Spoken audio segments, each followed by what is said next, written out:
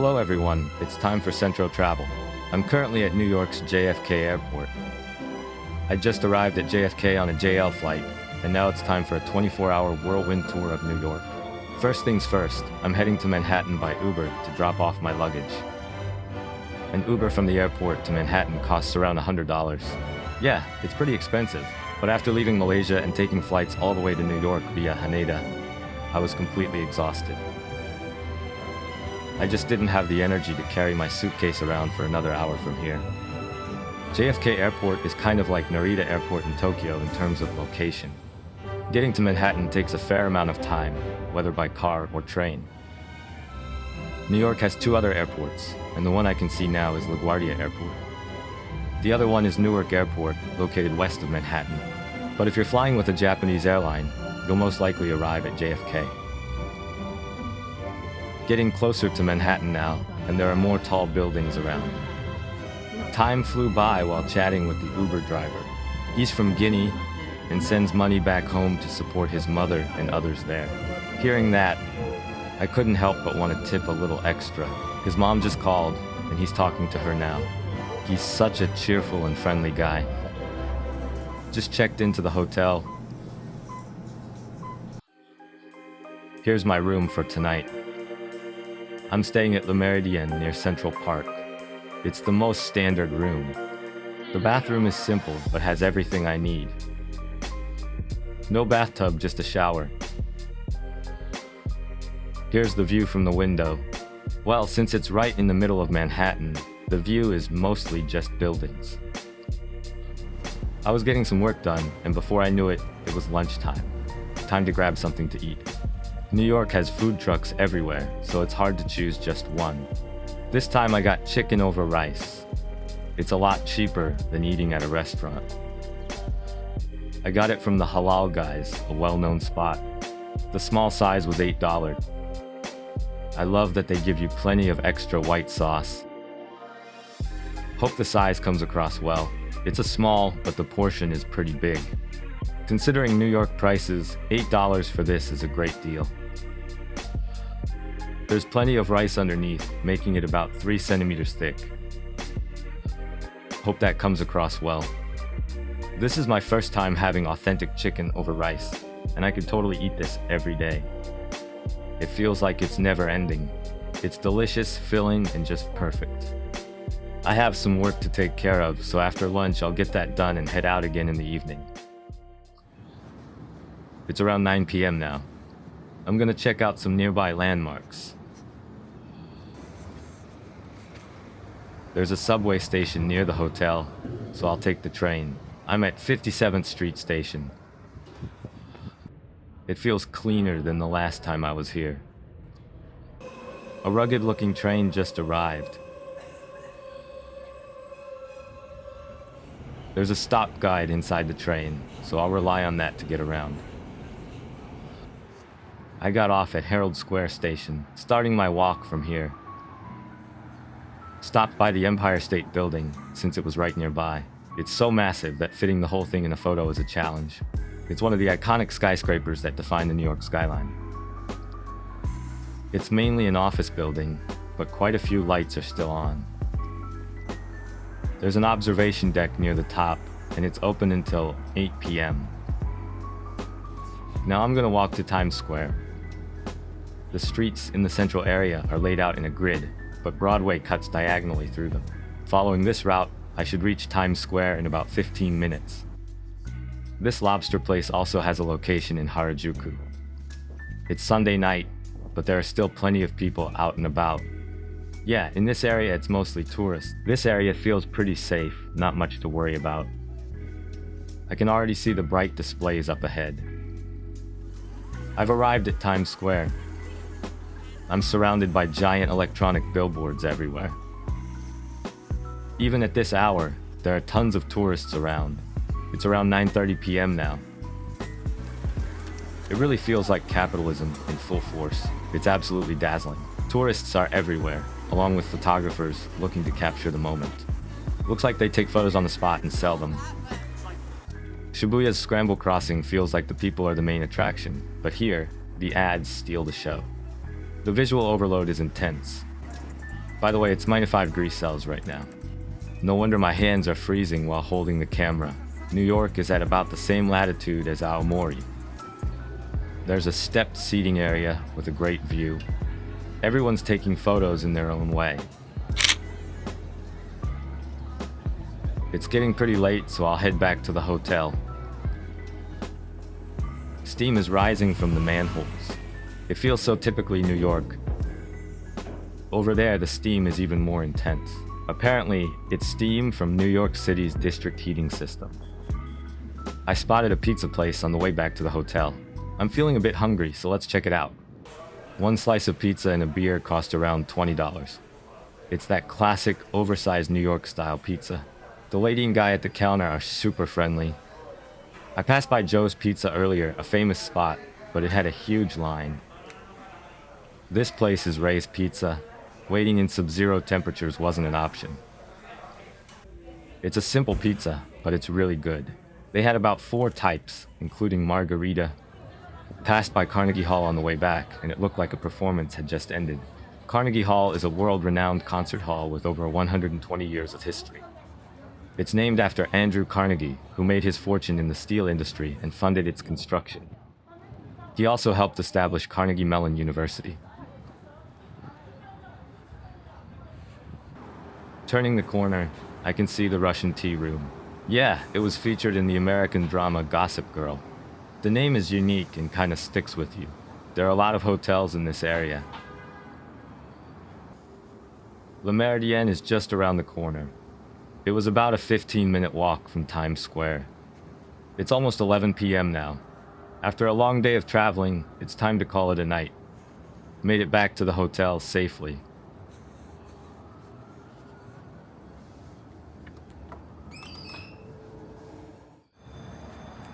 Good morning. It's the morning of day 2. The hotel room is available until 2 p.m., so I'm planning to do some sightseeing until then. It's around 7:30 a.m. now. I'm taking the subway to get around a bit. It's just 2 stops from Columbus Circle Station. Trains heading south are labeled as downtown. Trains going north are labeled as uptown, which makes it easy to navigate. It feels safe, no uneasy vibes. The first stop is this building on the left. This is the Dakota House. This is where John Lennon of the Beatles used to live. Of course, there's no trace of him now, but I wanted to see what kind of view John might have looked at during his time here. I wonder how many times he crossed this crosswalk. Right behind me is Central Park. It's an incredible place to live. Yeah, this area definitely has a high-end residential vibe.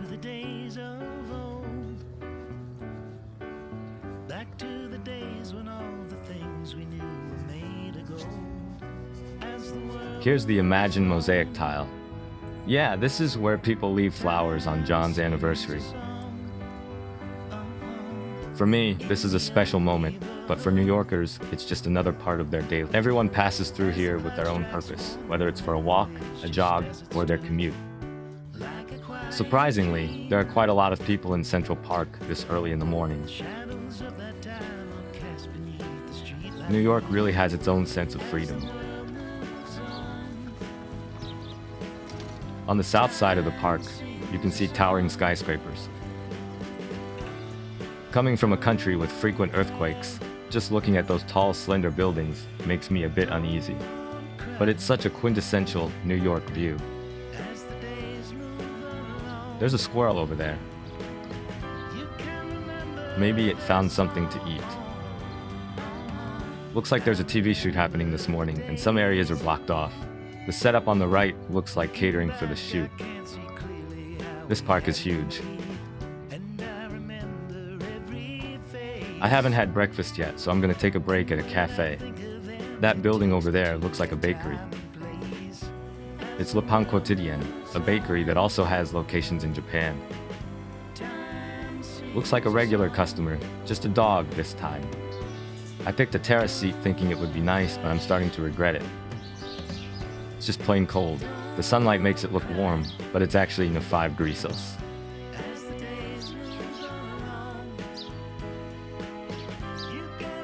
I ordered avocado toast. I love this kind of dish and always end up ordering it.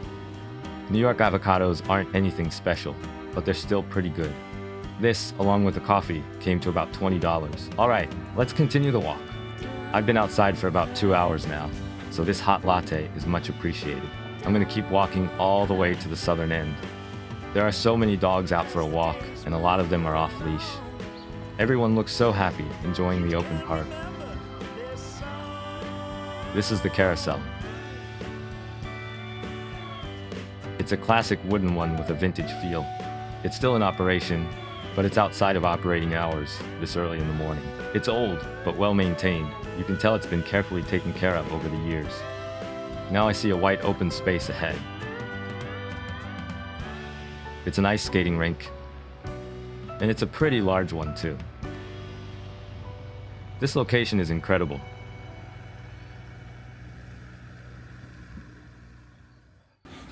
I'm going to keep walking toward Fifth Avenue. Though, it's just right there. By the way, that towering dark-colored building is Trump Tower. In the center of the view, you can see the Louis Vuitton and Tiffany & Co. buildings. Yeah, Tiffany & Co. is easy to spot with its signature color. On the other side, there's also Bulgari. In terms of sheer flashiness, emerging countries might go even bigger, but there's a certain atmosphere here that feels distinct. Among all the buildings on Fifth Avenue, this one stands out the most. It's pretty bold to have your own name displayed that prominently. You can go inside, but I'll have to skip it this time due to time constraints. I'll come back if I get the chance.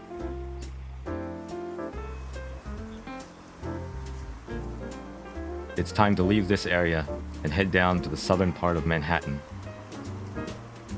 It's about a 30-minute subway ride. You can ride the New York subway just by tapping your credit card. You can tap your credit card on the screen or use your phone or smartwatch. I prefer not to take out my wallet in the subway, so I use my Apple Watch to tap. Not having to buy a ticket each time makes things so much easier, both in terms of time and peace of mind. It's about a 30-minute direct subway ride from Fifth Avenue Station. Since it's morning, there's not much to worry about in terms of safety. Yeah, it's a route that a lot of tourists use too. I'll plan out the rest of the day while on the move. I'm heading to the ferry terminal now. It connects to Liberty Island, where the Statue of Liberty is located. I've arrived, but there's a massive line. There are two types of ferries. One that lets you land on Liberty Island, and another that just circles around it.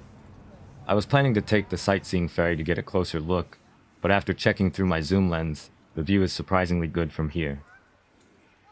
So, I've decided to change my plan and just admire the Statue of Liberty from the Manhattan side. Yeah, there are so many boats coming and going. This area has a lot of aggressive solicitors, so if you're not used to that kind of thing, it's best to stay cautious. So that's what the ferry looks like. Yeah, it looks like getting a good spot might be tricky. Well, I'll count this as having seen the Statue of Liberty and move on to the next spot. Now I'm taking the subway north for about 10 minutes. I'm starting to get pretty comfortable navigating the New York subway. Stepping out of the station, I'm greeted by a mysterious structure. Behind it stands the towering One World Trade Center. This is the entrance. The World Trade Center is also the site of the tragic events of 9/11. Now it has been completely rebuilt into a clean and modern space. This is the Oculus, a building that serves as a transportation hub. The interior has a design that feels like being inside a living organism.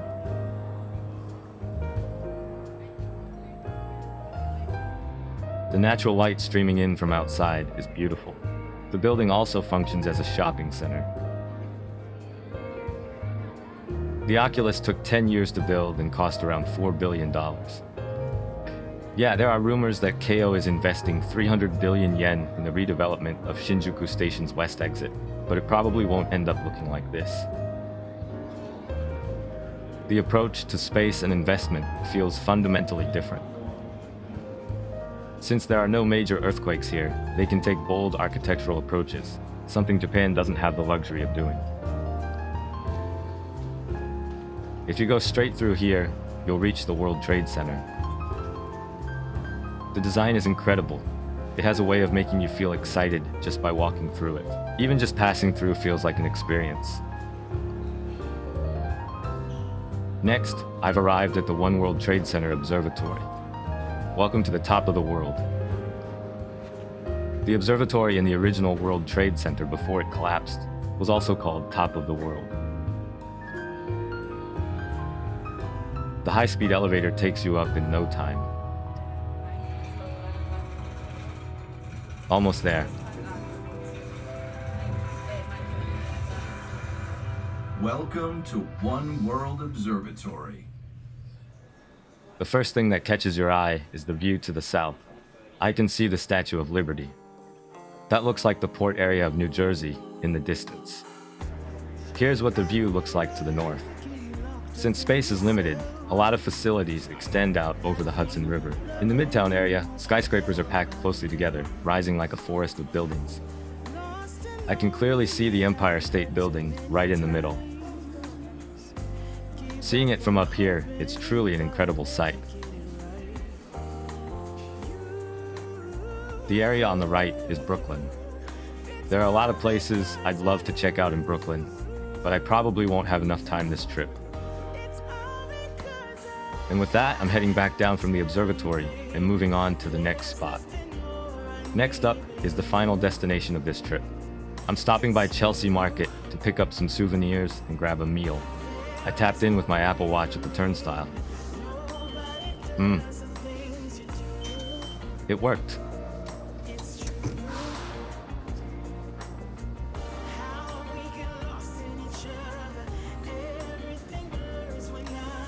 Got off at 14th Street after 4 stops. Just when I was getting the hang of the subway, it's almost time to leave.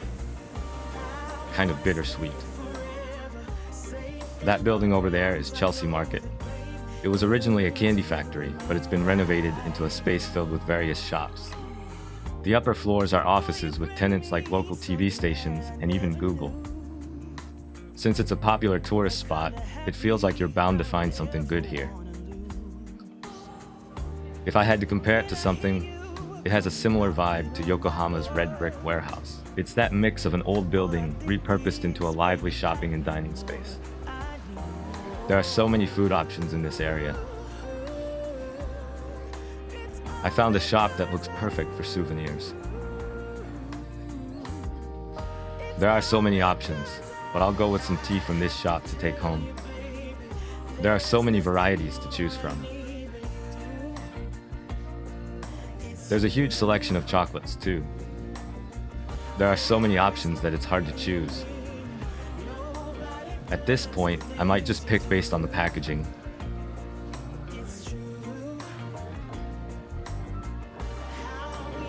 Got my souvenirs, so now it's time for food. There are more shops downstairs, so I'm gonna check them out.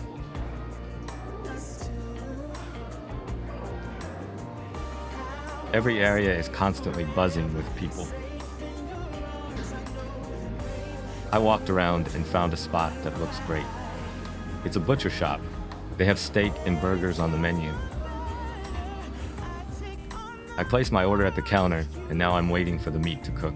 When it comes to grilling meat, people in this country really know what they're doing. An 8-ounce steak with potatoes cost about $30. It's not exactly cheap, but considering the cost of living here, steak isn't as expensive as you might expect. This looks pretty good. The taste was absolutely fantastic. I ordered it medium, and it was perfect. With their long history of eating steak, they really know how to do it right. It's around 12:30, and the place is getting even more crowded. It's lively and bustling. It's a type of mayo you don't really see in Japan, but it's delicious. The steak disappeared in no time. It was delicious.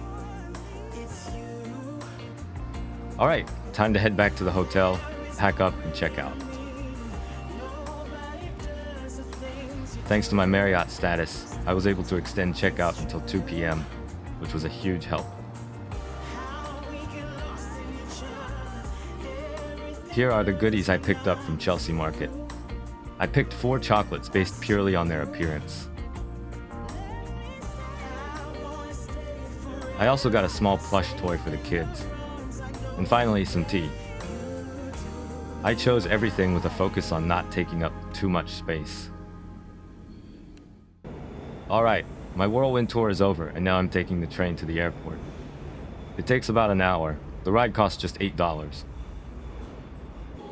Compared to the $100 Uber ride on the way in, this is a huge difference. First, I'm heading to Jamaica Station. I've arrived at Jamaica Station. From here, I'm transferring to the air train to get to the airport. Once you reach this point, the airport is just around the corner. I've arrived at the TWA Hotel at the airport. And that wraps up my whirlwind 24-hour trip to New York. Not many people visit New York for just 24 hours, but I hope this can serve as a reference for anyone planning a quick sightseeing trip. That's it for this video. See you on the next trip. Goodbye.